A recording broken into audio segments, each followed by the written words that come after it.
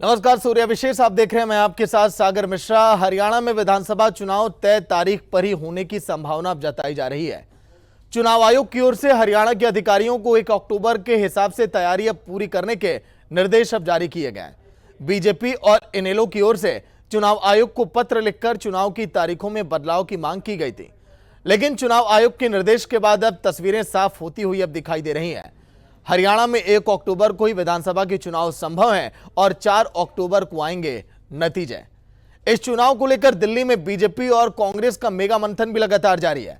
BJP core group की बैठक में 90 सीटों पर चर्चा की गई, तो वहीं कांग्रेस स्क्रीनिंग कमेटी की बैठक में 60 सीटों पर मंथन किया गया।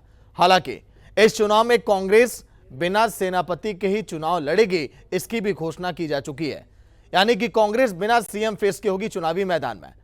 अब मुद्दा यही है कि इस चुनाव में जीत का दावा तो हर दल कर रहा है, गठबंधन भी लगातार हो रहा है, लेकिन टिकटों की चर्चा जो लगातार चल रही है, ऐसे में कौन सा उम्मीदवार किस सीट पर लड़ेगा और पार्टियां कहां-कहां पर दांव खेलेंगी, इसी पर होगी चर्चा। लेकिन पहले देखिए रिपोर्ट।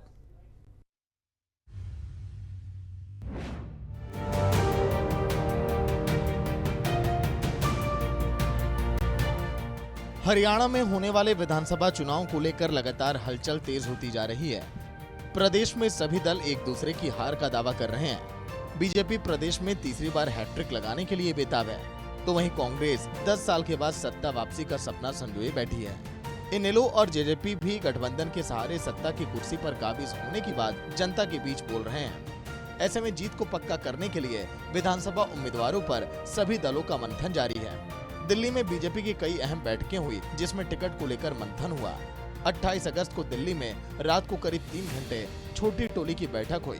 29 अगस्त को भी बीजेपी की छोटी टोली की दूसरी बैठक हुई, जिसके बाद बीजेपी के राष्ट्रीय अध्यक्ष जेपी नड्डा के आवास पर बीजेपी कोर ग्रुप की बैठक 6 घंटे तक चली। इस बैठक में हरियाणा की 90 की 90 विधानसभा सीटों पर मंथन किया गया। जेपी नड्डा के आवास पर हुई बैठक में केंद्रीय गृह मंत्री अमित शाह भी मौजूद रहे, तो वहीं बैठक में हिस्सा लेने के लिए हरियाणा के मुख्यमंत्री नायब सिंह सैनी और पूर्व मुख्यमंत्री और केंद्रीय मंत्री मनोहर लाल भी पहुंचे। बैठक के बाद मिली जानकारी के मुताबिक केंद्रीय मंत्री मनोहर लाल के विधानसभा चुनाव न लड़ने की जानकारी भी सामने आई। बीजेपी उम्मीदवारों को लेकर मुख्यमंत्री नायब सिंह सैनी की ओर से साफ कह दिया गया कि जल्द ही बीजेपी के उम्मीदवार जनता के बीच में होंगे। केंद्रीय पार्लियामेंट्री बोर्ड तय करता है, जो वो निर्णय लेंगे वो सर्वमान्य है और हमारे सभी विधानसभाओं के ऊपर भारी संख्या में लोगों ने अप्लाई किया है। एक व्यक्ति को टिकट मिलना है और क्योंकि उसके लिए हमने 2 दिन पीछे अपनी चुनाव संचालन समिति की बैठक आयोजित की थी और 90 की 90 विधानसभाओं के ऊपर हमने मोटा एक पैनल बनाया है, जो केंद्रीय नेतृत्व को भेज दिया जाएगा और निर्णय जो केंद्रीय नेतृत्व करेगा हमें वो स्वीकार। जनता पार्टी एक प्रजातांत्रिक पार्टी है और इसका सारा जो चुनाव का कैंडिडेट्स का निर्णय होना है वो प्रजातांत्रिक तरीके से होता है। पहले जिला स्तर पर होता है, फिर प्रदेश स्तर पर किया था प्रदेश की चुनाव समिति ने। अब राष्ट्रीय नेताओं को प्रदेश की चुनाव समिति ने अवगत कराया है। फाइनल जो मोहर लगेगी वो केंद्रीय चुनाव समिति। वहीं दूसरी ओर कांग्रेस का भी दिल्ली में टिकटों को लेकर मंथन हुआ। 2 दिन चली कांग्रेस की स्क्रीनिंग कमेटी की बैठक में 60 सीटों पर मंथन हुआ। ये जानकारी हरियाणा प्रदेश के प्रभारी दीपक बावरिया ने दी। साथ ही कांग्रेस की बैठक से एक बड़ी खबर भी सामने आई। हरियाणा विधानसभा चुनाव में कांग्रेस किसी को भी सीएम के चेहरे के तौर पर प्रोजेक्ट नहीं करेगी। अब हरियाणा विधानसभा चुनाव में कांग्रेस बिना सीएम के चेहरे के ही चुनावी मैदान में उतरेगी और जनता के बीच कांग्रेस के नाम पर ही वोट मांगेगी। हालांकि इससे पहले कांग्रेस ने साफ किया है कि इस बार के विधानसभा चुनाव में कांग्रेस किसी भी मौजूदा सांसदों को विधानसभा चुनाव का टिकट नहीं देगी। अगर कोई टिकट लेना चाहेगा तो पार्टी हाईकमान से बात करनी होगी। Of the next 2nd September.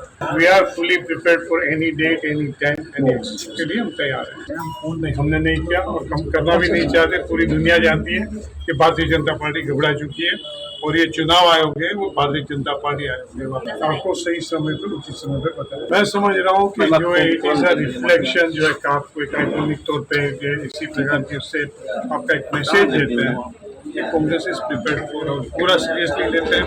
पूरी जो है एक जैसे कहते हैं एक वो जो लड़ाई के लिए हम लोग तैयार हैं, उसका एक प्रतीकात्मक मैसेज है। चुनाव में जीत का दावा पूरा करने के लिए प्रदेश में 2 गठबंधन भी हुए। हाल ही में जेजेपी ने आजाद समाज पार्टी के साथ गठबंधन किया और अब हरियाणा में जेजेपी 70 सीटों पर और चंद्रशेखर की पार्टी 20 सीटों पर चुनाव लड़ेगी। तो वहीं इनेलो और बसपा भी हरियाणा में एक साथ चुनाव लड़ती दिखाई देंगी। आने वाले विधानसभा चुनाव के लिए इनेलो 53 सीटों पर, बसपा 37 सीटों पर गठबंधन कर चुकी है। अब इनेलो और बसपा हरियाणा में अपने उम्मीदवार उतारकर चुनाव में जीत हासिल करने की कोशिश करेगी। हरियाणा विधानसभा चुनाव में एक और गठबंधन होने की सुगबुगाहट अब जोरों पर है और ये सुगबुगाहट है बीजेपी और आरएलडी को लेकर। दरअसल हरियाणा विधानसभा चुनाव के लिए आरएलडी की ओर से बीजेपी से 5 सीटों की मांग की गई है। जयंत चौधरी ने बीजेपी से हरियाणा में विधानसभा चुनाव लड़ने के लिए 5 सीटें मांगी। अब जयंत चौधरी की ये मांगे बीजेपी पूरा करती है या नहीं, अभी ये फिलहाल कहा नहीं जा सकता। कौन कौन सी सीटें जयंत चौधरी को मिलेंगी ये भी अभी तय नहीं है, इसका खुलासा होना बाकी है। ऐसी ही एक और मांग बीजेपी से गोपाल कांडा की हालोपा पार्टी ने की है। कुछ सीटों पर हालोपा भी बीजेपी के साथ गठबंधन में लड़ने को तैयार है। इंतजार है तो बीजेपी की हाँ का। अब देखना होगा कि आने वाले चुनाव में कौन सा गठबंधन कितना कमाल करता है और किस पार्टी के दावों पर जनता अपने मत की मोहर लगाती है। ब्यूरो रिपोर्ट, सूर्या समाचार।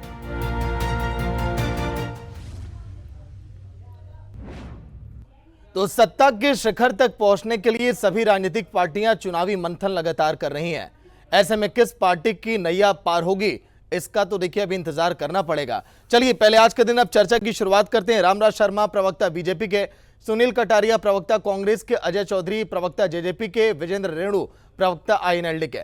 बहुत बहुत स्वागत है आप सभी का। रामराज शर्मा, विजेंद्र जी, अजय चौधरी जी, सुनील कटारिया जी, आपका सूर्या समाचार पर। बहुत रामराज शर्मा, पहला सवाल आप ही से होगा।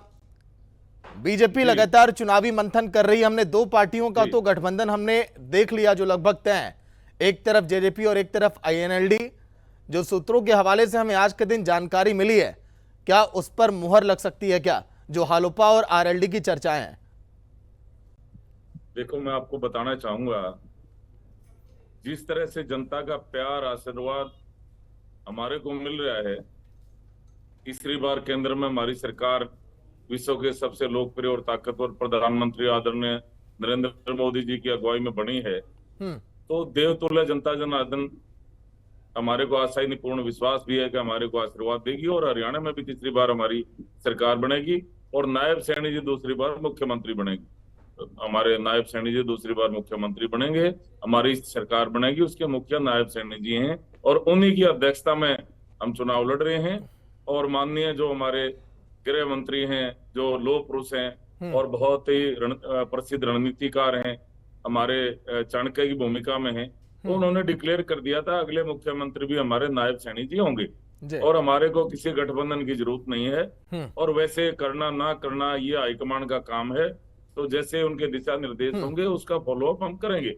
और जिस तरह से हमारी सरकार ने केंद्र में भी काम किया है, डबल इंजन की सरकार ने, हरियाणा में भी हमारी सरकार ने बहुत अच्छा काम किया है, तो केंद्र की सरकार ने जिस तरह से काम किया है, विदेश में डंका बजाया है, विदेश में हमारी दाग जमी है और आर्थिक। Ramraj Sharma ji, come to the point sir, अभी आएंगे, डिबेट को ओपन करेंगे। मतलब कि इस जो जंगल में आग की तरह जो खबरें फैल रही हैं, कितनी मोहर आप इस पे लगा रहे हैं?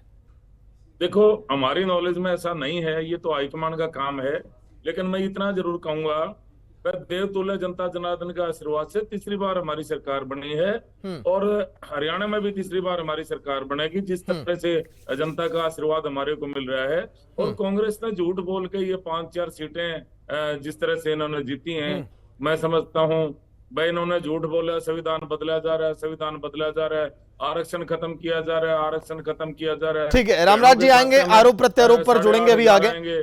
सुनील कटारिया प्रवक्ता कांग्रेस के, ठीक है, आएंगे रामराज जी। सुनील कटारिया जी, देखिए लगभग तीनों पार्टियों की चर्चाएं हो ही रही थी, 2 पार्टियां गठबंधन के साथ चुनावी मैदान में उतर भी चुकी हैं। आप लोगों ने बार बार दावा यही किया कि कांग्रेस इस बार अकेले दम पर सरकार बनाएगी, तो क्या आप ये तय है कि 90 सीटों पर आप लोग अकेले इस बार कोशिश में है कि झंडा लहरे कांग्रेस का? 100% हम अकेले चुनाव लड़ने जा रहे हैं, जो पार्टी हाईकमान का फैसला है। और इस बात का सबूत ये है कि जो पार्लियामेंट चुनाव में 9 में से 5 सीटें हमने जो है पार्टी ने जीतने का काम किया और जनता जनार्दन ने पार्टी को मजबूत करने का काम किया। 5 सांसदों को चुन करके पार्लियामेंट में भेजा है, जिसे साबित होता है कि हरियाणा प्रदेश में कांग्रेस पार्टी की एक तरफा लहर है और जो भारतीय जनता पार्टी और जेजेपी जननायक जनता पार्टी की जो कुरीतियां चली, पूरे 5 साल इन्होंने, तकरीबन पौने 5 साल इन लोगों ने जनता को लूटने का काम किया, उससे हरियाणा की जनता को 4 तारीख को छुटकारा मिल जाएगा। ठीक है। और कांग्रेस पार्टी पूर्ण बहुमत में सरकार में आ रही। ठीक है। अजय चौधरी प्रवक्ता जेजेपी के हैं। अजय चौधरी जी, देखिए आज के दिन तो जिन साथियों ने आपका दामन छोड़ा था उनका इस्तीफा भी मंजूर हो चुका है, लेकिन चर्चाएं अब यह हैं कि वो बीजेपी के साथ जा सकते हैं, तो झटका तो थोड़ा लगेगा, जो उनका जनाधार होगा वो भी देखिए उधर शिफ्ट हो जाएगा इससे।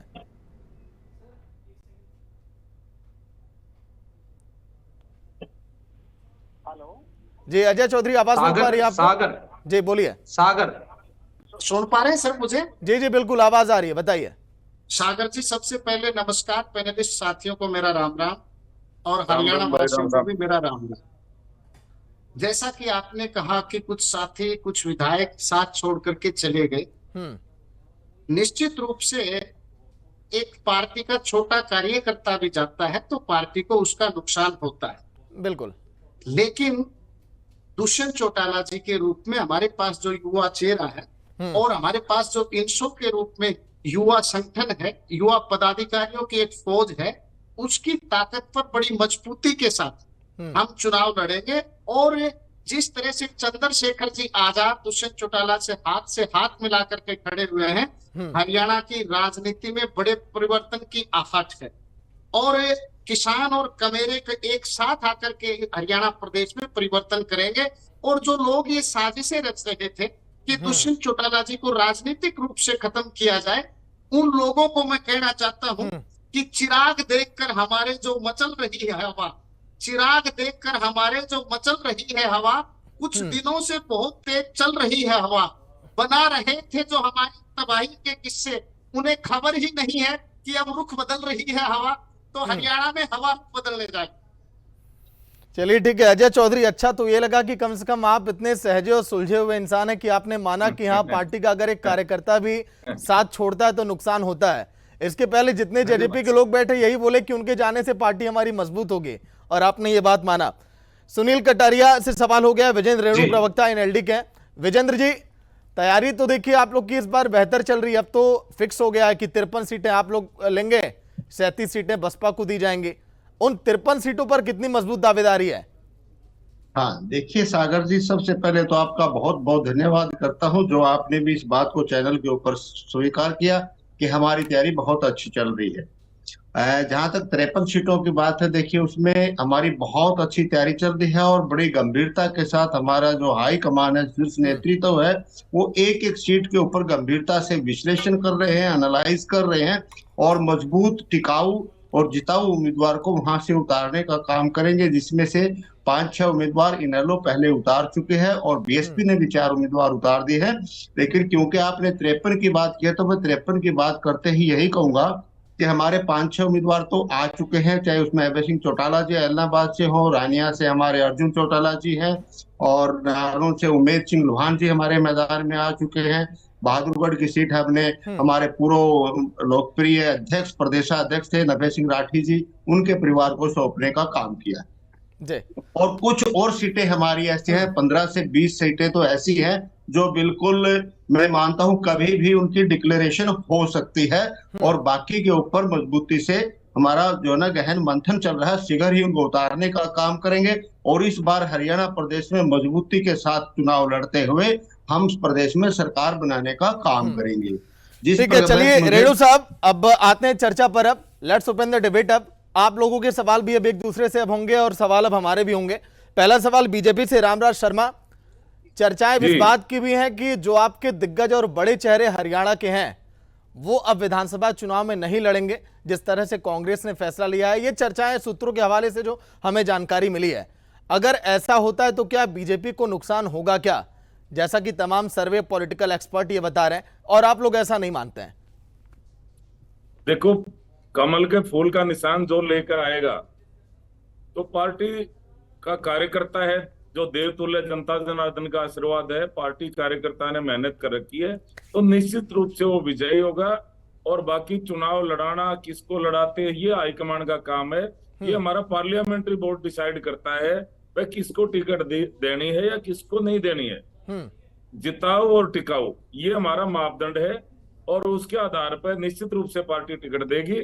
और जिस तरह से केंद्र में हमारी पार्टी सत्ता में आई है, हरियाणा में भी हमारे को आशा ही नहीं, पूर्ण उम्मीद भी है।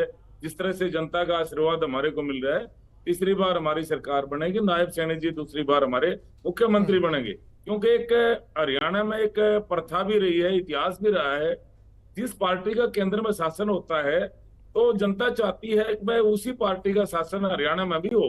तो इसलिए मैं समझता हूँ जनता के आशीर्वाद से हमारी सरकार बनेगी, नायब सैनी जी मुख्यमंत्री बनेगी। और जो जिस तरह से हमारी केंद्र में भी मैं बताने लगा था, वो बात बीच में रह गई थी। जिस तरह से केंद्र में भी हमारी सरकार ने बड़े ऐतिहासिक कार्य किए हैं, जैसे मैंने बताया था, धारा 370 और 35 से जम्मू कश्मीर से हटाई है और एक भव्य ऐतिहासिक राम मंदिर का निर्माण अयोध्या धाम में हुआ है। तो ये मैं समझता हूँ ये ऐसे कार्य थे जो हमने कभी सपने में भी नहीं सोचे थे। विदेश में हमारा डंका बजाया, आर्थिक दृष्टि से मजबूत हुए, रक्षा क्षेत्र में आत्मनिर्भर हुए हैं और इन सब में अहम भूमिका हमारे चाणक्य जी की रही है। चलिए रामराज जी देखिए, केंद्र में तो आपने बहुत बेहतर काम किया, एक बार फिर हैट्रिक लगी मोदी सरकार के। लेकिन कई राज्यों के विधानसभा चुनाव को हमने देखा है कि जनता स्थानीय मुद्दों को ज्यादा देखती है। उस पर आप लोगों ने कितना काम किया, कितना फोकस किया? स्थानीय मुद्दों पर भी आ रहा हूँ। ऐसा है, पहले मैं आपको बताना चाहूंगा, जो सबसे अहम मुद्दा होता है वो होता है रोजगार का। पहले रोजगार हरियाणा में किस आधार पर भर्तियां होती थी? मुख्यमंत्री अपने क्षेत्र के बच्चों को नौकरी लगाता था। क्या निवासी हलकों के बच्चे पढ़ाई नहीं करते? वो बालक मेरिट में नहीं होते, उनका राइट नहीं बनता? पहले परिवारवाद, क्षेत्रवाद, भाई भतीजावाद, जातिवाद, इस वाद के आधार पर भर्तियां होती थी। हमने वाद को तोड़ा। आज चलिए ठीक है रामराज जी, देखिए आपने कितना रोजगार दिया, कितना बेहतर काम किया। 3 पार्टियों के और प्रवक्ता बैठे हैं सर, वो आंकड़े लेकर बैठे होंगे, अभी आपको बताएंगे, समझाएंगे। कोई बात नहीं। सुनील कटारिया प्रवक्ता कांग्रेस के हैं। सुनील कटारिया जी, आप जवाब भी दीजिएगा, रोजगार पर भी बात आप करिएगा जो दावे किए जा रहे हैं। लेकिन सवाल आपसे ये कि देखिए आपकी पार्टी में खींचतान इतनी मची कि कल के दिन आलाकमान को फैसला ये लेना पड़ा कि मौजूदा सांसदों को टिकट हम नहीं देंगे। जी देखिए, आपके तीन सवाल हैं सिलसिलेदार, मैं सबके जवाब देना चाहता हूं। सबसे पहले तो आपका जो सवाल है कि भाई पार्टी मौजूदा सांसदों को टिकट नहीं देगी, ये पार्टी हाईकमान का फैसला है कि जो पार्टी में सांसद चुना हुआ है वो एक विधानसभा तक सीमित ना होकर के पूरी की पूरी उसके हाईकमान तक तो मैसेज चला गया ना कि हाँ, कुमारी शैलजा लगातार सोच रही है कि उन्हें टिकट मिलेगा, वो सीएम का चेहरा हो सकती है। कुमारी शैलजा, दीपेंद्र हुड्डा साहब ये उम्मीद लगाए बैठे थे। दीपेंद्र जी के लिए भी है, ये तो दीपेंद्र जी के लिए भी है, ये सतपाल ब्रह्मचारी जी के लिए भी, ये सब के लिए, ये किसी एक सांसद के लिए नहीं है। वो पार्टी हाईकमान ने जो डिसीजन लिया है, निर्णय लिया है, बड़ा सोच समझ कर लिया है और वो सब के लिए बराबर है। सबसे पहले तो ये बात। दूसरी बात, उसमें पार्टी ने एक सॉफ्ट कॉर्नर भी रखा है। अगर किसी सांसद को चुनाव लड़ना है तो वो हाईकमान के पास जाके अपनी बात रख सकता है, और अगर पार्टी को लगता है कि ये इनका जो है, इनकी प्ली में कोई दम है, कोई बात है, तो वो अपनी बात रख सकता है और उनको उसकी बात सुननी भी जाएगी। जहां तक आपके सवाल का मुझे लगता है कि मैंने जवाब दे दिया। रामराज जी बड़े सीनियर आदमी हैं, इन्होंने रोजगार की बात की है। देखिए, जिनके घर शीशे के होते हैं ना, वो दूसरों के घरों पर कभी पत्थर नहीं उछालते। हरियाणा प्रदेश में 2 लाख पद अभी भी खाली पड़े हैं। रामराज जी, आपको शायद आपके नॉलेज में होगा कि ये खाली पद क्यों नहीं भरे गए। मैं आपको बता देना चाहता हूं कि सरकारी आंकड़ों में हरियाणा पूरे देश में नंबर 1 प्रदेश है, जहां बेरोजगारी नंबर 1 पर। हमारे प्रदेश में 37.4% बेरोजगारी की दर है। मैं आपको बताना चाहता हूं कि रोजी रोजगार की तलाश में हमारे प्रदेश के युवा लड़के अपनी जमीन, अपने प्लाट, अपने घर बेच के, गिरवी रख के, डंके के माध्यम से दूसरे देशों में जाते हैं और रोजगार की तलाश में जाते हैं। हमारे देश में ऐसे लड़के बेरोजगार भी हैं जो रोजगार के लिए सीधे के सीधे युद्ध के मैदानों में जिनको रोजगार की तलाश में जाना पड़ा और वहां पर अपनी जान भी गंवानी पड़ी, हमारे ही प्रदेश में ऐसे भी जो युवा हैं उनकी तरफ भी मैं आपका ध्यान दिलाना चाहता हूं इस चैनल के माध्यम से। हरियाणा प्रदेश में जब हम सत्ता में थे, चौधरी भूपेंद्र सिंह हुड्डा मेरे नेता जब सत्ता में थे, कांग्रेस पार्टी में जब सत्ता चला रहे थे, उस समय और आज के समय में 3 गुना बेरोजगारी बढ़ गई। जहां तक रोजगार की बात है, अगर रामराज जी आप इतने सीनियर आदमी हैं, अगर रोजगार के अलावा अगर आप कोई और बात करते तो मैं उस बात पे, आपकी बात पे हो सकता था सहमत होता, लेकिन हरियाणा प्रदेश में बेरोजगारों की जो एक लंबी फौज खड़ी हुई है। कटारिया साहब, अगर इतना फोकस आप लोगों ने रोजगार पर किया होता तो सन 2014 में आप लोग को बाहर नहीं जाना पड़ता, ये 10 साल इंतजार नहीं करना पड़ता, क्यों? देखिए, ये तो जनता जनार्दन है, हमारे को बाहर किया, हमने वो एक्सेप्ट किया, बिल्कुल जनादेश को हमने कबूल किया और हम विपक्ष की भूमिका हमने बखूबी निभाई। और अब जो है पार्टी का एक तरफा, हमारी पार्टी की, कांग्रेस पार्टी की लहर है। आप देखिए अक्टूबर 4 और भाजपा बाहर, ये जो है जनता जनार्दन को समझ आ चुकी है। और ये जो पिछली बार जनादेश दिया है, ये इस बात का सबूत भी है कि भारतीय जनता पार्टी से लोगों का मोह भंग हो चुका है। चलिए ठीक है सर, आप लोग इतने कॉन्फिडेंट हैं। कटारिया जी की बात का मैं जवाब देना चाहूंगा, मिश्रा जी जो मेरे को टाइम देंगे। जी जी ठीक है, मैं लौट कराऊंगा। अच्छा चलिए, अगर आपका छोटा जवाब है तो बेशक आप दीजिए। आप बिल्कुल छोटा जवाब है। जैसे भाई साहब ने कहा रोजगार के बारे में बात किया, मैंने सबसे ज्यादा रोजगार हमारी सरकार ने दिए, और जो इनके टाइम में मुख्यमंत्री अपने 2 लाख पद तो रामराज जी अभी भी खाली पड़े हैं हर डिपार्टमेंट में। और देश हिंदुस्तान के इतिहास में नंबर 1 बेरोजगारी में हरियाणा कभी नहीं रहा। 2 महीने बाद निकाल देता, 4 महीने बाद निकाल देता, फिर पैसे लेके भर्ती करता, फिर 2-4 महीने बाद निकाल देता, उनको धक्के मारता, ना उनको पीएफ ईएसआई जमा करता, फिर पैसे लेकर हमने ठेकेदारी प्रथा को खत्म किया, कौशल रोजगार निगम के अंतर्गत उन बच्चों को रोजगार की गारंटी दी, और सबसे ज्यादा रोजगार हमारी सरकार ने दिया। और फिर इनके कांग्रेस ने एक भर्ती रोको गैंग बना रखा है। भर्ती रोको गैंग वो क्या करता है, अभी बच्चों ने कल परसों वहां पे चंडीगढ़ में इनके दफ्तर के आगे वो धरना प्रदर्शन भी किया है। भर्ती रोको गैंग उसमें कोर्ट में जाकर उस पर स्टे ले लेता है, वो भर्ती नहीं होने देता। फिर भी हमने लगभग 1.5 लाख के करीब भर्तियां। कटारिया साहब, कल जो हुड्डा साहब के आवास के बाहर जो प्रदर्शन हुआ था उसका जिक्र कर रहे हैं यहाँ पर। जी जी देखिए, मेरे भाई जो रामराज जी कह रहे हैं, इनको शायद पता नहीं है कि रूस और यूक्रेन के युद्ध के मैदान में हमारे जो पूर्व मुख्यमंत्री थे तथा कथित हमारे जो विकास पुरुष जिनको कहा जाता है, वो उन्होंने एक ऐसी भर्ती निकाली कि सीधे युद्ध के मैदान में आप अपने बच्चे को भेज देंगे क्या? देखिए सर, आइए देखिए, अजय चौधरी जी मुस्कुरा रहे हैं, वो भी जान रहे हैं कि दुष्यंत चौटाला जी ने बहुत काम किया, उसका मॉडल भी वो पेश कर रहे हैं पूरे प्रदेश में जाके कि डिप्टी सीएम रहते उन्होंने 4.5 सालों में कीर्तिमान स्थापित किया है। अजय चौधरी जी बताइए, क्या डिप्टी सीएम रहते दुष्यंत चौटाला ने जो काम किया उसके मॉडल के आधार पर आपको लग रहा है कि प्रदेश की जनता एकदम आप लोग को चुन लेगी इस बार? अजय चौधरी। सागर जी, ये फैसला तो हरियाणा प्रदेश के मतदाता को करना है कि चुनाव में वो किसको चुने, लेकिन हम हरियाणा प्रदेश के लोगों के बीच में जाकर के कहेंगे कि हमने आप लोगों से वायदा किया था कि दुष्यंत चौटाला अगर हरियाणा प्रदेश के चीफ मिनिस्टर बने तो हरियाणा प्रदेश के युवाओं को प्राइवेट सेक्टर में 75% आरक्षण दिया जाएगा। हरियाणा प्रदेश के मतदाता ने हमें मात्र 10 सीट दी, लेकिन हमने अपना वायदा पूरा किया।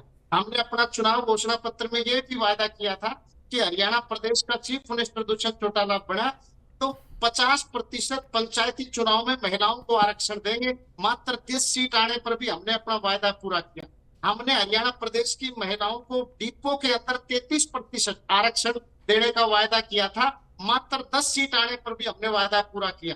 BCA के साथियों से हमने वायदा किया था कि पंचायत के चुनाव में 8% हिस्सेदारी आपको देंगे।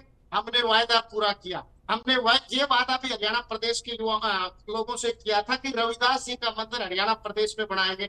वो वादा हमने पूरा किया। चाहे किसान की फसल का भुगतान 48 घंटे में करने की बात हो, चाहे फिर उनकी फसल के नुकसान 15,000 रुपए एकड़ करने की बात हो। और मैं अगली सबसे बड़ी बात पर बताना चाहता हूँ, तीनों प्रवक्ता यहाँ पर बैठे, हमने वायदा किया था कि हरियाणा प्रदेश के बुजुर्गों को 5100 रुपए पेंशन देंगे अगर दुष्यंत चौटाला जी हरियाणा प्रदेश के मुख्यमंत्री बने, लेकिन वो मुख्यमंत्री नहीं बन पाए। लेकिन फिर भी मैं आपको कहूंगा कि चौटाला साहब के शासनकाल में 6 साल के शासनकाल में 300 रुपए बढ़े, हुड्डा साहब के 10 साल में 700 रुपए बढ़े, और ये सिर्फ 4.5 साल का शासनकाल था जिसमें हम मात्र सहयोगी रहे। और हमारा भारतीय जनता पार्टी से जब अलायंस हुआ तो इस बात का वायदा किया गया था कि हम पेंशन बढ़ाएंगे। इन मात्र 4.5 साल में 1000 रुपया बढ़ाएगा, जो हरियाणा के इतिहास में सबसे ज्यादा है। तीसरी बात मैं कहूंगा, आज 2 यात्राएं चल रही हैं। दीपेंद्र सिंह हुड्डा हरियाणा प्रदेश के युवाओं को जागरूक करने के लिए हिसाब मांगने वाली यात्रा लेकर के चल रहे हैं। उधर हरियाणा प्रदेश के मौजूदा चीफ मिनिस्टर संकल्प यात्रा लेकर के चल रहे हैं।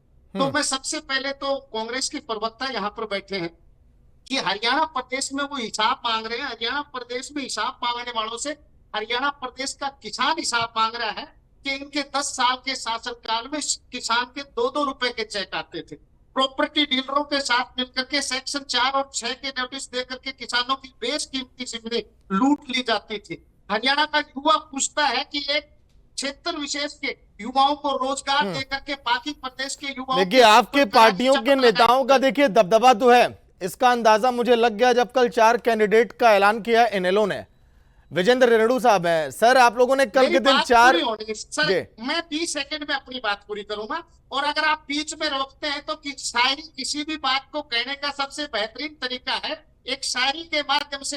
मैं दीपेंद्र हुड्डा पर अपनी बात खत्म करना चाहता हूं कि बर्बाद गुलिस्तां करने वाले, बर्बाद गुलिस्तां करने वाले आज गुलाब मांग रहे हैं, चोर लुटेरे आज इंसाफ मांग रहे हैं, और जिन्होंने 10 साल सरेआम लूटा इस हरियाणा प्रदेश को, आज वो दूसरों से हिसाब मांग रहे हैं। पहले अपना हिसाब तो दे दें। चलिए बहुत खूब सर, जब कभी सम्मेलन में करूंगा तो आपको बुलाऊंगा सर उस दिन। आप बहुत देखिए बेहतर तरीके से तंज आप कस रहे हैं सरकारों पे। विजेंद्र रेणु साहब देखिए कल के दिन आप लोगों ने 4 कैंडिडेट का ऐलान किया।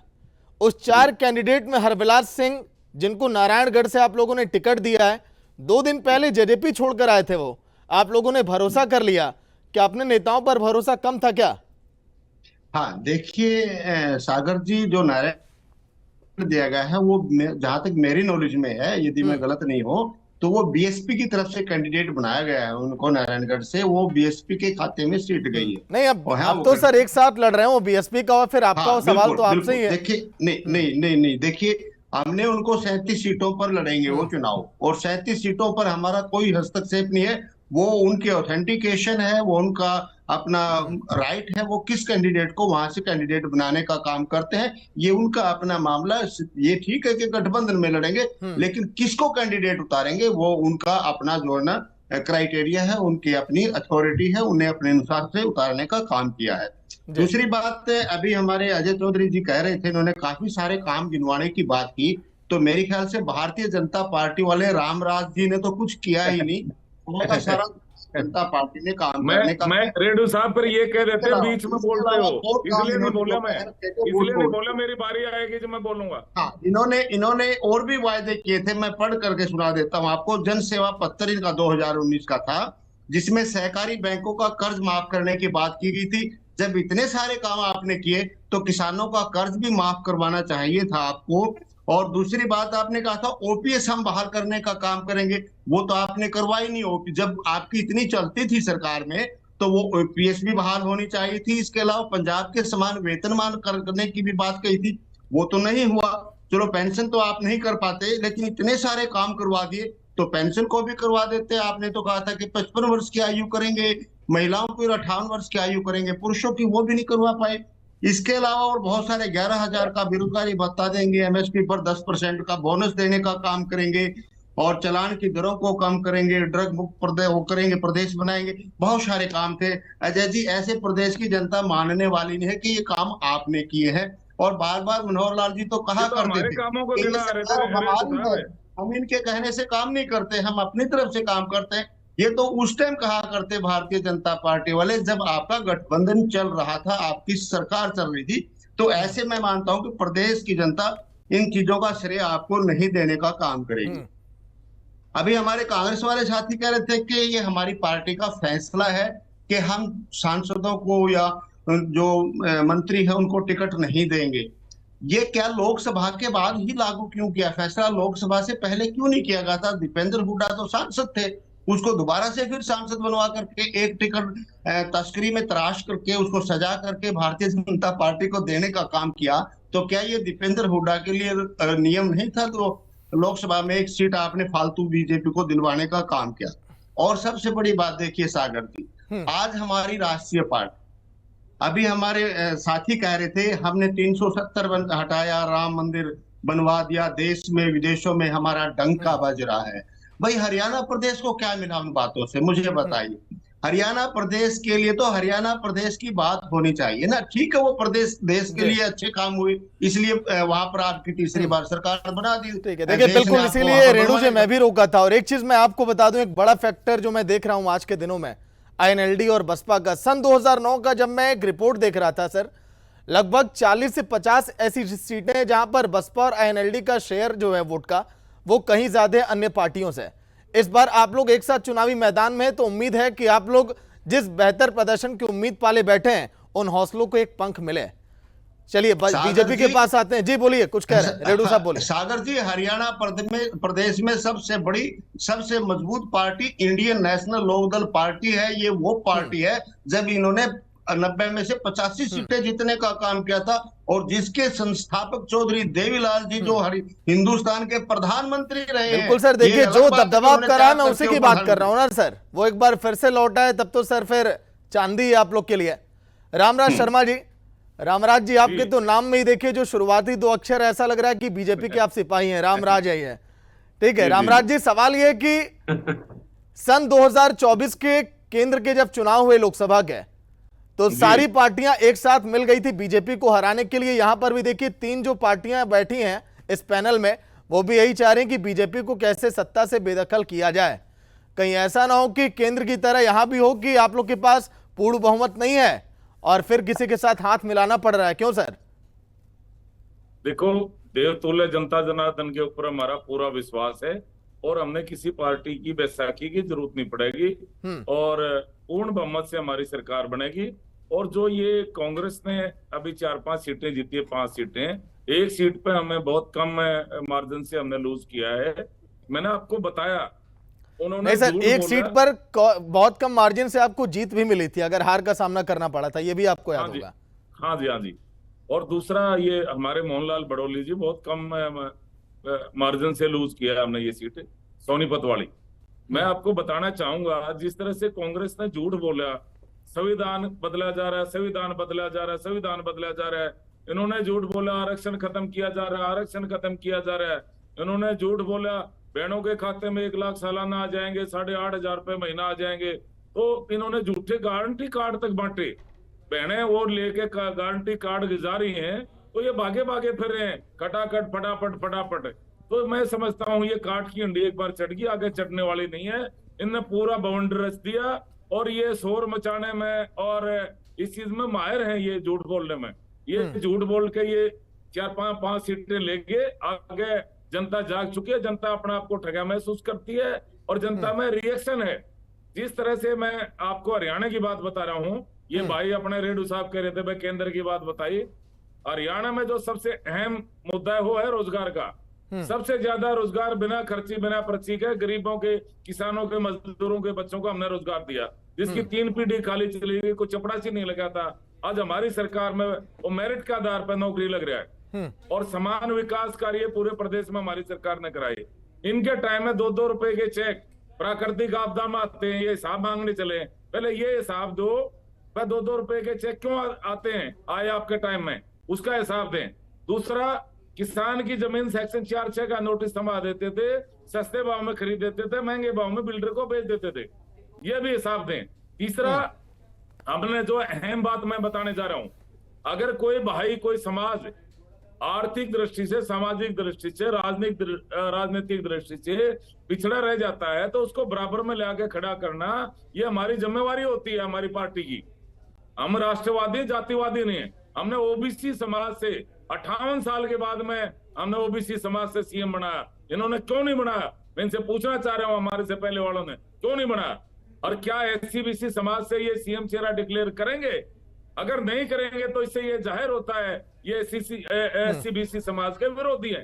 दूसरा, इनका SC समाज से चलिए सर, एक एक करके अशोक सवाल और- पूछिए। इतने ज्यादा सवालों की बाढ़ आप छोड़ देंगे, भला कैसे संभाल पाएंगे? कटारिया साहब बोलिए। कटारिया जी, सवालों का जवाब दीजिए। जब आप लोगों ने इतनी अधिक देखिए खामियां पाली हैं, तो फिर कैसे जनता आपको चुने, क्यों भरोसा करे? सन 2014 में जैसे आप लोग सत्ता से बेदखल हुए थे, हो सकता है इस बार भी मौका ना मिले। जी देखिए, बिल्कुल यही होगा। सबसे पहले तो जो मेरे साथी हैं, जो वकील साहब हैं, मैं उनकी बात का जवाब देना चाहता हूं। उन्होंने किसान हितैषी होने का दम भरा।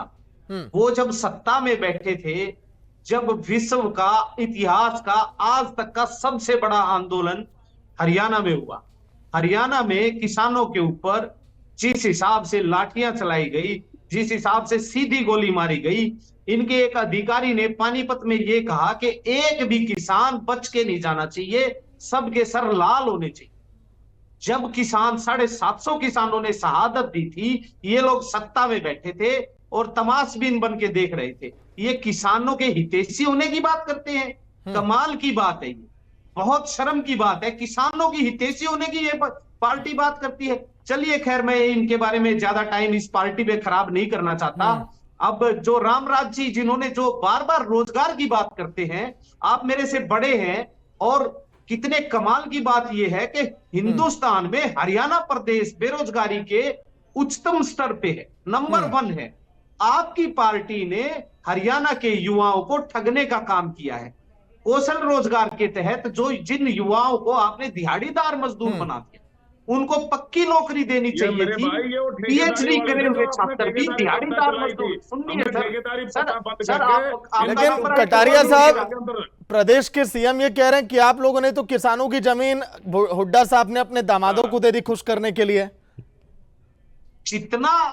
जितना किसानों के साथ इन्होंने बेदर्दी की है दोनों पार्टियों ने, वो मैं अभी बता रहा हूं। लेकिन जो रोजगार की बात ये बार बार उठा रहे हैं, एक बार मैं इनकी बात का जवाब दे दूं। जो युवाओं को ठगने का काम भारतीय जनता पार्टी ने प्लान बनाया है, जो ये कौशल रोजगार के तहत जो भर्ती हो रही है, क्या इसमें किसी तरह का, रामराज जी, क्या इसमें किसी तरह का कोई भी किसी को भी क्या कोई पेंशन की कोई सुविधा दी जा रही है, या कि कोई इसमें आरक्षण की कोई सुविधा है?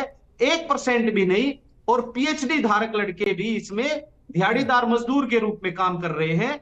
और युवाओं को जो शोषण करने का काम भारतीय जनता पार्टी ने इस प्रदेश में किया है, ये जग जाहिर है। एक ऐसी पॉलिसी बना के पूर्व मुख्यमंत्री जी यहां से चले गए। देखिए रामराज जी, सुन लीजिए, हमारे जो है जंग के मैदान में कभी भी जंगी घोड़े नहीं बदले जाया करते। अगर आप लोगों ने रोजगार देने का काम किया होता, तो आपके मुख्यमंत्री का चेहरा बदलने की आपको जरूरत नहीं पड़ती, और आपको आपके प्रदेश अध्यक्ष का भी चेहरा बदलने की जरूरत नहीं पड़ती। आपने प्रदेश अध्यक्ष को भी तुरंत बदलना पड़ा, क्योंकि पूरे 5 साल 10 साल कोई काम नहीं कर पाए। और मुख्यमंत्री भी हरियाणा के इतिहास में, आज तक के इतिहास में, इनसे ज्यादा फेलियर कोई मुख्यमंत्री नहीं रहा। जिसकी वजह, खास तौर से रोजगार के बारे में मैं आपको बताना चाह रहा हूं, खास तौर से रोजगार के बारे में इतना जो है फेलियर मुख्यमंत्री कभी नहीं रहा। अगर इन्होंने काम किए होते तो ये तो प्रधानमंत्री के जिगरी थे, खिचड़ी प्रेमी थे, उनके साथी थे। क्यों हटा दिया गया? सिर्फ इसलिए हटा दिया गया क्योंकि युवाओं को रोजगार नहीं दे पाए, किसानों को उनकी कीमत नहीं दे पाए, महिलाओं के साथ न्याय नहीं कर पाए, खिलाड़ियों को जिस हिसाब से इन्होंने घसीटा, जिस हिसाब से कि कार्यक्रम हुआ, सारी जनता को दिखाई पड़ा है। आप कम से कम, इतने सीनियर आदमी, कम से कम रोजगार की बात तो ना करें, ताकि आप ये है आप बेरोजगारों को जो बेरोजगारों से आप जो ये ठगने की जो बात करते हो, और वो जो है आपको। लेकिन देखिए कटारिया साहब, बेशक आप लोग देखिए प्रदेश में अकेले मिलकर चुनाव तो लड़ रही है कांग्रेस पार्टी, लेकिन मान लीजिए 2-4-10 सीटें अगर बहुमत में कम रह गई, देखिए बीजेपी तो अपना सेफ साइड खेल रही है। हमने 2 दिन पहले बयान सुना बीजेपी के दिग्गज नेताओं का, उन्होंने कहा कि दुष्यंत चौटाला बहुत बेहतर नेता है, वो खुद पर भरोसा करें, अच्छे से चुनाव लड़ें। एक तरफ अपना सेफ साइड बीजेपी चल रही है खेलते हुए, और आप अकेले दम पर अगर चुनाव अगर लड़ रहे हैं, हो सकता है कि आप इस तरह बर्ताव करें तो गुंजाइश ना रहे, जेजेपी आपके साथ आने का भी ना सोचे। क्यों? नहीं, भारतीय जनता पार्टी ने इन लोगों को ड्यूटी पे लगाया हुआ है। पार्टी जब इनको सत्ता से बाहर कर दिया था, और गठबंधन तोड़ दिया था जब इनके नेता को अपनी कोठी पे, पूर्व मुख्यमंत्री ने अपनी कोठी पर बुलाया था और घंटों मीटिंग चली थी, और उस मीटिंग में इनका रोल किस तरीके से वोट काटनी है, आपको कैसे आगे बढ़ना है। ये बहुत अहम सवाल आपने कर दिया, आप तो बहुत बड़ा सवाल आपने पूछ लिया अजय चौधरी जी से। अजय चौधरी जी जवाब दें, ऐसा कुछ है क्या कि आप लोग को प्लानिंग से पहले हटा दिया गया? हरियाणा प्रदेश के पूर्व सागर जी, हरियाणा व्यक्तिगत इब्राहिम लिंकन ने कहा था कि दो राजनीतिक विरोधी जब एक दूसरे के खिलाफ मंचों पर खड़े होकर के बोले तो एक दूसरे के सिद्धांतों की बखियां उधेड़ दे, लेकिन जब वह व्यक्तिगत रूप में मिले तो दोस्तों की तरह मिले, क्योंकि दोनों का उद्देश्य ही समाज सेवा है। तो व्यक्तिगत रूप में किसी पॉलिटिशियन से मिलना और उसको आप राजनीतिक रंग दे करके कि ये कर रहे थे वो कर रहे थे, मैं इसकी निंदा करता हूँ, इस तरह के स्टेटमेंट आपको बड़े चैनल पर बैठ करके नहीं देना चाहिए। सरेआम हुड्डा जी ने भी कहा था, अगर मैं कहूँ तो हुड्डा जी ने सरेआम कहा था कि अमित शाह जी मेरे बहुत अच्छे मित्र हैं, मोदी जी मेरे बहुत अच्छे मित्र हैं। तो अब हम ये कहें कि हुड्डा साहब मुझसे मिले हुए, मैं कहूँ यहाँ पर टीवी पर बैठ करके हुड्डा सिंह भारतीय जनता पार्टी की बीटीएम है, तो इस तरह के वक्तव्य देने से आप लोगों को बचना चाहिए। राजनीति करिए, मुद्दों की करिए, मुद्दों की बात करिए, लेकिन इस तरह की राजनीति करना आपको शोभा नहीं देता। मैं करता हूँ मुद्दों की बात। 10 साल आप चौधरी भूपेंद्र सिंह जी हुड्डा हरियाणा प्रदेश के मुख्यमंत्री रहे, बताइए कितनी फसलों पर एमएसपी दिया, बताइए किसान के किले की आय निर्धारित नुकसान के रूप में कितनी थी, आप बताइए। एक क्षेत्र विशेष के हमारे यहाँ नलका चलाने वाले भी आते थे तो कलोई के आते थे, आज आप रोजगार की बात करते हैं। इस तरह के, यहाँ तक कि न्यूनतम मजदूरी मजदूर की तय नहीं की गई थी, आज आप मजदूर की बात करते हैं। मैं आपको एनसीआर के डाटा बताता हूँ, आज आप दलितों की बात करते हैं। 2012 में 3600 मुकदमे दलितों पर अत्याचार के हरियाणा प्रदेश में दर्ज हुए, 2013 में 3946 मुकदमे एनसीआर के डाटा के मुताबिक दलितों के खिलाफ दर्ज हुए, और 2014 में उनकी संख्या बढ़कर करके 4764 हो गई। आप दीदी साहब, आप करिए बात, जबरदस्ती की इलूल फिलूल बातें करना एक प्रवक्ता के लिए अच्छी बात नहीं। ठीक है विजेंद्र रेड्डी जी। चौथा मैं कहूंगा, जहां तक इन्होंने कहा कि आप किसान हितैषी होने की बात करते हैं, 3 बिल पास करवाए केंद्र की सरकार ने। केंद्र में हमारा कोई सांसद नहीं था, ना राज्यसभा में था ना लोकसभा में था। वो जो तीनों बिल थे उनके खिलाफ धरने प्रदर्शन हो रहे थे दिल्ली में। अब इन्होंने ये कहा कि किसानों के ऊपर गोलियां चली और गोलियों से किसान मरे। आप एक भी बता दें कि गोलियों से किसान मरे? हाँ, हम ये कहते हैं कि जो इस तरह का घटनाक्रम हुआ हमें खेद है, और व्यक्तिगत रूप में मैं आपको कहता हूं, मैं आपके सामने बैठ करके टीवी पे कहता हूं कि लगातार 3 महीने नारनौल के अंदर, दक्षिणी हरियाणा में कहीं धरना नहीं चला था। सबसे पहले नारनौल में धरना स्टेज करने वाले का नाम अजय चौधरी था। क्या उस समय अजय चौधरी जननायक जनता पार्टी का सदस्य नहीं था? जननायक जनता पार्टी का लीगल सेल का प्रदेश अध्यक्ष था। हमारा एक एक कार्यकर्ता किसान के साथ खड़ा था। और आप इतने ही किसान हितैषी होने की बात करते हो तो कटारिया साहब, जिस व्यक्ति ने काले कानूनों पर दस्तक किए, विजेंद्र सिंह जो सांसद थे उस समय हिसार से, और वही सांसद हसीना में जब किसानों के खिलाफ ट्रैक्टर यात्रा निकाल रहे थे और तीनों कानूनों के पक्ष में निकाल रहे थे, आपके हुड्डा साहब उनको स्वागत करके पट्टे पर आकर के बड़े बराबर में बैठा रहे थे कि आ जाओ, आपका स्वागत है कांग्रेस पार्टी के अंदर। आपने क्यों लिया फिर उनको पार्टी में? अगर आप इतने किसान हितैषी हो तो बताइए। लेकिन देखिए अजय चौधरी साहब, कुछ दिन पहले जेजेपी की तरफ से भी बयान आया। अजय चौधरी जी को जी अजय चौधरी जी को मैं बताना चाहता हूं कि आपकी पार्टी का मुख्य उद्देश्य किसी न किसी तरीके से अपने सिंबल का बचाव करना है, और इसी रेणु साहब उसके बाद आप ही के पास आऊंगा, कटारिया साहब जवाब दे रहे हैं। हमारे सिंबल का बचाव आप लोगों का मुख्य उद्देश्य वोट काटने का और किसी भी तरीके से अपनी पार्टी का सिंबल बचाने का आप लोगों की लड़ाई है। दक्षिणी हरियाणा में आपकी टिकट थामने वाला भी कोई नहीं है। अगर आप इतने सच्चे हितैषी किसानों के रहे होते तो लोग दौड़ दौड़ करके आते, और एक किसान अपने घर से निकल करके आता और वो कहता कि चौधरी साहब हमें टिकट दीजिए, हम आपकी पार्टी का झंडा बुलंद करेंगे। दक्षिणी हरियाणा की 28 सीटों पर आपकी टिकट लेने में एक भी आदमी सामने नहीं आ रहा है। आप अजय जी, आप अखबारों की कटिंग मेरे पास रखी है, आप भी अखबार पढ़ते होंगे, आपके सामने भी रखी होंगी। आपकी पार्टी के टिकट लेने वाले अगर 90 की 90 सीटों पर, और मैं दावा करता हूं इस चैनल पे, इस चैनल के माध्यम से दावा करता हूं, आप देखना टिकट तो आप जैसे तैसे करके बांट दोगे, चुनाव के बीच में ही कई सारे आपके कैंडिडेट चुनाव छोड़ के भागेंगे, क्योंकि आप जबरदस्ती, जो पार्टी जबरदस्ती जब किसी नेता को टिकट दी जाती है, नहीं नहीं, ये मेरी भविष्यवाणी, ये मेरी भविष्यवाणी, ये मेरी भविष्यवाणी है। मैं आपके चैनल के माध्यम से बड़े बड़े बिल्कुल दावे के साथ कह रहा हूं कि जब आपके कैंडिडेट तैयार हो जाएंगे पूरे के पूरे, उनमें से कई सारे कैंडिडेट पार्टी का टिकट छोड़ के और भाग जाएंगे, चुनाव के बीच में ही चले जाएंगे, क्योंकि जबरदस्ती टिकटें देने का काम आप लोग कर रहे हो। और ये जो है इस तरीके से जो है दक्षिणी हरियाणा में पूरी की पूरी सीटों, ठीक है अजय माकन जी जवाब दे रहे हैं, जल्दी से 30 सेकंड सर, जवाब दीजिए जल्दी से। मैं सागर जी एक ही ब्लाइंड में जवाब दे देता हूँ। किसी भी बात को कहने के लिए शायरी बहुत अच्छा माध्यम है, और डेमोक्रेसी में तो जनता जनार्दन को फैसला करना होता है।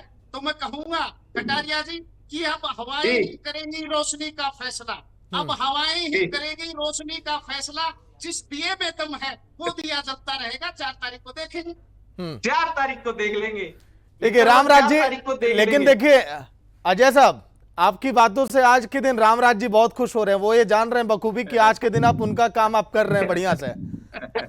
सारे सवालों का जवाब और घेरने का काम आप ही कांग्रेस को करने में लगे हैं। विजेंद्र रेणु जी बहुत देर से इंतजार कर रहे हैं। रेणु साहब देखिए, सबसे बड़ी पार्टियों में से एक आईएनएलडी जिस तरह से हरियाणा में रही है, इस बार आप लोगों ने चौतरफा तैयारी की हुई कि कैसे सत्ता में वापसी करनी है, लेकिन क्या बसपा के अलावा कोई और भी ऐसी पार्टियां आपको दिखाई दे रही हैं जिसका आपको लगता है कि आने वाले समय में साथ लेना पड़े, या फिर हम ये माने जो अब ये सीट शेयरिंग का जो फॉर्मूला तय हुआ ये आखिरी है, अब ऐसे ही चुनाव लड़ना है?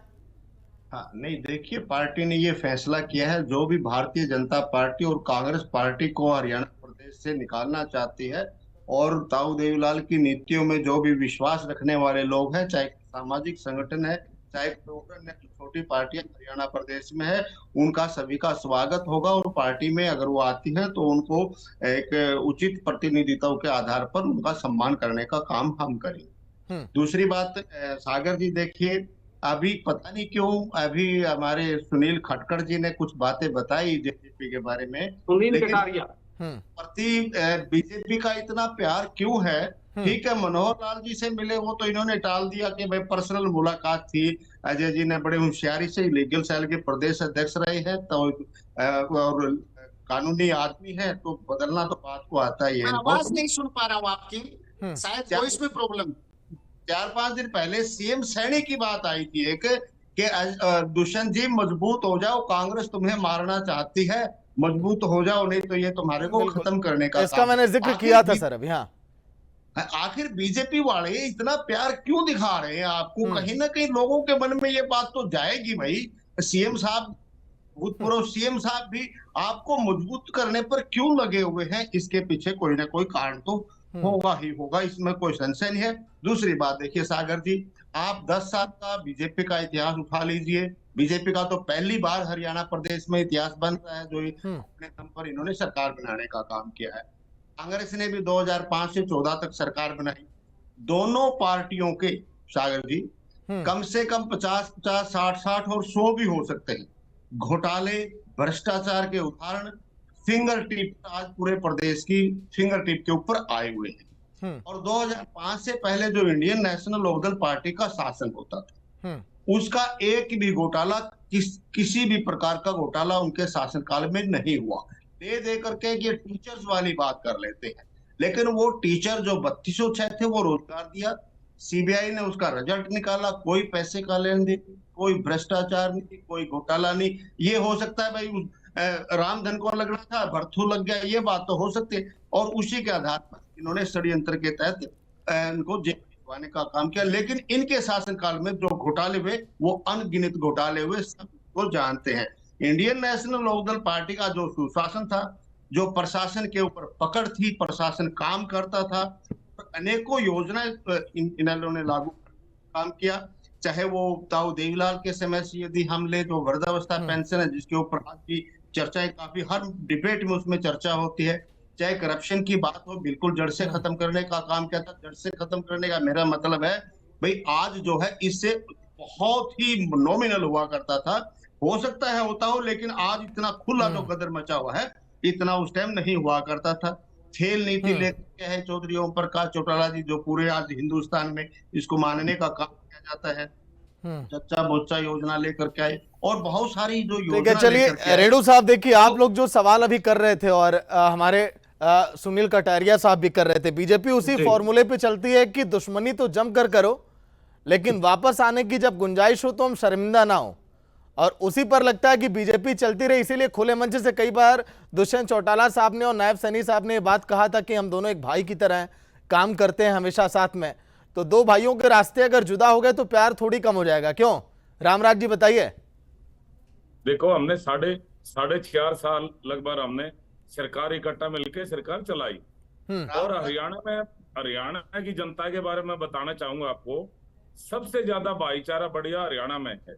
हरियाणा में ये रेणु साहब भी मेरे क्षेत्र के हैं, आपसे जुड़ने से पहले हमने आपस में राम भी करी है, तो अच्छी बात है। किसी भाई को ये कहना, भाई उनके एमएलए छोड़ के चले गए थे, तो उनको ये कहना भाई क्या चल रहा है, हंसी मजाक आपस में चलता रहता है। तो मैं समझता हूँ आपस में हालचाल पूछना, मिलना जुलना, ये अच्छी बात है, इससे भाईचारा मजबूत होता है। 4.5 साल हम पार्टनर रहे हैं और हमारा कोई लठबाज का हम अलग अलग नहीं हुए हैं, क्योंकि हमारा चुनावी समझौता था ही नहीं, हमारा तो सरकार चलाने का समझौता था। आज भी हमारे सभी सहमत और संबंध है। हरियाणा में भाईचारा बहुत बढ़िया है और छत्ती बरादरी का भाईचारा है, और भाईचारे के नाम से हरियाणा मैसूर भी है, बहुत बढ़िया भाईचारा है। और जिस तरह से हमारे को प्यार, आशीर्वाद, दुलार देवतुल्य जनता जनार्दन का मिल रहा है, छत्ती बरादरी का भाईचारे का आशीर्वाद हमारे को मिल रहा है। हमारे मुख्यमंत्री जी जिस तरह से छत्ती बरादरी के बीच में रहते हैं, वह उनका प्यार मिल रहा है, आशीर्वाद मिल रहा है। निश्चित रूप से केंद्र की बात की, हमारी सरकार तीसरी बार हरियाणा में आएगी और नायब सैनी जी दूसरी बार हमारे मुख्यमंत्री बनेंगे। जी चलिए सर, डिबेट के आखिरी 3 मिनट होंगे सर, आएंगे अब 30 सेकंड के फॉर्मूले पर, कंक्लूजन पर अब रहेंगे। सबसे पहले कटारिया साहब आपसे, जो 10 सालों का हिसाब आप लोग पूरे प्रदेश भर में मांग रहे हैं, नायब सैनी खुले मंच से कह रहे हैं कि हम दो हाथ करने के लिए तैयार हैं। आइए आप हिसाब बताइए, 10 सालों में आपने क्या किया, हमने क्या किया। तो क्या 10 सालों के हिसाब मांगने से प्रदेश की जनता अब आपको लग रहा है कांग्रेस के साथ अब खड़ी हो पाएगी? 30 सेकंड सर, स्टार्ट। 100% जो है हरियाणा प्रदेश की जनता ने ये निर्णय ले लिया है कि ये सरकार बदलनी है। जहां तक बात है, ये जो मेरे भाई जो है रोजगार की बात करते हैं, खुले मंच से पूर्व मुख्यमंत्री जी ने, मनोहर लाल खट्टर जी ने ये कहा था कि हरियाणा के लोग कंधे तक मजबूत हैं, कंधे से ऊपर हरियाणा के युवा कमजोर है। ये हरियाणा के जो बेरोजगार युवक हैं, जो ठीक है रामराज जी, अब काउंटर का वक्त नहीं है सर, हम फाइनल कमेंट पे है। रामराज जी सुन लेते हैं कंक्लूजन पर, आप डिबेट के उसका जब बताने के लिए। रामराज जी डिबेट के कंक्लूजन पे है सर, अब 30 40 सेकंड आप लोग की बहुत कीमती है। अब जी कटारिया साहब बोलिए। जी, मैंने बताया आपको कि हरियाणा के जो युवा हैं, जिनको पूर्व मुख्यमंत्री ने ये कहा कि हरियाणा के युवा कंधे तक मजबूत हैं, कंधे से ऊपर वो हरियाणा के युवा कमजोर हैं। ये सवाल और ये बातें, इनका जवाब देने का अब समय आ गया। जो किसानों के रास्ते में जो कील ठोकने का काम किया था, जो मनरेगा के मजदूरों को पीटने का काम किया था, पटवारियों को पीटने का काम किया था, सरपंचों को पीटने का काम किया था, आशा वर्करों को पीटने का काम किया था, और जितने भी क्लर्क, जितने मेरे भाई थे, उनको इस सरकार ने पीटने का काम किया था। इस निर्दयी सरकार के उन सबको जवाब देने का अब समय आ गया है। और जितने कर्मचारी, जिन लोगों के लिए इन्होंने पेंशन के रूप में जो रोजी रोटी की जो बात थी, बुढ़ापे में उनके मुंह से निवाला छीनने का जो काम किया था, उसका जवाब देने का समय आ गया है। ठीक है सर, आप देखिए sir time up sir, 40 second to 30 second था सर। आइए रेणु साहब, खुद को सबसे बड़ी किसान हितैषी पार्टी जो बताती है आईएनएलडी, इस बार क्या कुछ बेहतर करने की तैयारियां है? आपसे वक्त आपको कम मिला, 1 मिनट आपके पास वक्त होगा सर, बताइए। हाँ सागर जी, देखिए इसमें कोई संशय नहीं, पार्टी ने ये प्रूव करके भी दिखाया है और किसानों ने इसको मानने का भी काम किया। जिस प्रकार से ये आंदोलन चला 13 महीने का, इस आंदोलन में इंडियन नेशनल लोक पार्टी ने प्रदेश के कोने कोने में जाकर के ट्रैक्टर यात्राएं करके वहां पहुंच करके किसानों की मदद करने का काम किया। वहां पर जो किसानों की जरूरतें थी उनको भी पूरा करने का काम किया। और इसके अलावा सबसे बड़ा कार्य जो किसानों की मांग के ऊपर है, सिंह चौटाला ने अपने दादा ताऊ देवीलाल के पद चिन्हों पर चलते हुए विधानसभा से त्याग पत्र दे करके दोबारा से किसानों के बीच में बैठने का काम किया और उसके बाद बाई इलेक्शन इलाहाबाद में सरकार को उठने के बाद चलाने का काम किया। ये प्रमाण है में कि इंडियन नेशनल लोकल पार्टी किसान हितैषी पार्टी है। और दूसरा प्रमाण ये है, जब 1987 में ताऊ देवीलाल जी हरियाणा के मुख्यमंत्री बने थे, चंडीगढ़ में बैठते ही सबसे पहले पहली कलम से ही उन्होंने किसानों के कर्ज माफ करने का काम किया था। आज तक किसी पार्टी ने किसानों के कर्ज को माफ करने का काम नहीं किया। 5 सेकंड और अभी हमारे कांग्रेस वाले साथी ने, कांग्रेस ने बीजेपी से हिसाब मांगा, यहाँ चैनल के ऊपर भी हिसाब मांगा, बहुत सारा हिसाब मांगा। मैं भी मानता हूं कि ये हिसाब इनको देना पड़ेगा जनता को, लेकिन कुछ हिसाब कांग्रेस को भी देना पड़ेगा। वो भी मैं बताना चाहता हूं प्रदेश की जनता को। आप हमें रेणु साहब, वक्त कम है सर, आप लोग की वजह से तो देखिए हमने डिबेट की टाइमिंग बढ़वा दी कि आप लोग अपनी बातें खुलकर कर सकें। सर कल फिर जुड़ेंगे। अजय चौधरी जी, आपसे जिस तरह से बीजेपी ने जिक्र किया आप लोग के लिए कि हाँ आप लोग हमेशा अच्छे संबंधों में रहे हैं, उम्मीद है कि दोबारा एक बार मिल सकते हैं अगर सीटें अगर दाएं बाएं हो गई तो? किसी भी सूरत में मेरे से एफिडेविट मिलने की कोई गुंजाइश ही नहीं है। जितना नुकसान भारतीय जनता पार्टी से हमें हुआ, उस नुकसान की भरपाई देख लीजिए। अगर आप सूर्या समाचार के मंच पे आप कह रहे हैं कि एफिडेविट ले लो, हम बीजेपी के साथ मिलने नहीं वाले, तो जिस दिन गठबंधन आप करेंगे आपका चंक मैं चलाऊंगा सर। डेफिनेटली मैं आपके सामने बड़ी जिम्मेवारी और शिद्दत से कहता हूँ, भारतीय जनता पार्टी के साथ भविष्य में नहीं जाएंगे। ठीक है, चलिए। रामराज शर्मा जी, आखिरी सवाल आपसे। आज के दिन के डिबेट का पूरे देश भर में रामराज लाने की बात आप लोगों ने कही, जीत कर तो आए, हरियाणा में बीजेपी का राज कैसे आएगा, क्या कुछ कर रहे हैं? देखो, जनता इनकी बहकाई में आने वाली नहीं है। कांग्रेस की काट की इंडी एक बार चढ़ गई, आगे चढ़ने वाली नहीं है। इन्होंने झूठ बोला, आरक्षण खत्म किया जा रहा है, इन्होंने झूठ बोला, संविधान बदला जा रहा है, इन्होंने झूठ बोला, बहनों के खाते में 1 लाख सालाना आएंगे, 8,500 रुपए महीना आएंगे, झूठे गारंटी कार्ड बांट दिए इन्होंने खटाखट फटाफट। और जनता जाग चुकी है, इनकी बहकाई में आने वाली नहीं है। जनता अपने आप को ठगा महसूस कर रही है और छत्ती बरादरी का आशीर्वाद हमारे ऊपर है। और जैसे केंद्र में हमारी सरकार बनी है, देवतुल्य जनता जनार्दन का आशीर्वाद से तीसरी बार हरियाणा में सरकार बनने जा रही है और नायब सैनी जी दूसरी बार मुख्यमंत्री बनने जा रहे हैं जी। चलिए ठीक है, बहुत बहुत शुक्रिया आप सभी का चर्चा में शामिल होने के लिए। रामराज शर्मा प्रवक्ता बीजेपी से थे, विजय रेणु, अजय चौधरी, सुनील कटारिया, चर्चा में आप लोग जुड़े, अपना कीमती वक्त दिया। तो 90 विधानसभा सीटों वाले हरियाणा में 4 दिग्गज पार्टियां इनेलो, जेजेपी, कांग्रेस और बीजेपी पूरा दमखम लगा रही है कि कौन सत्ता के शिखर तक पहुंचेगा। 1 तारीख को होगी वोटिंग, जो खबरें मिल रही हैं चुनाव आयोग की तरफ से, और 4 तारीख को आएंगे नतीजे। इंतजार करिए, फिर होगी मुलाकात। नमस्कार।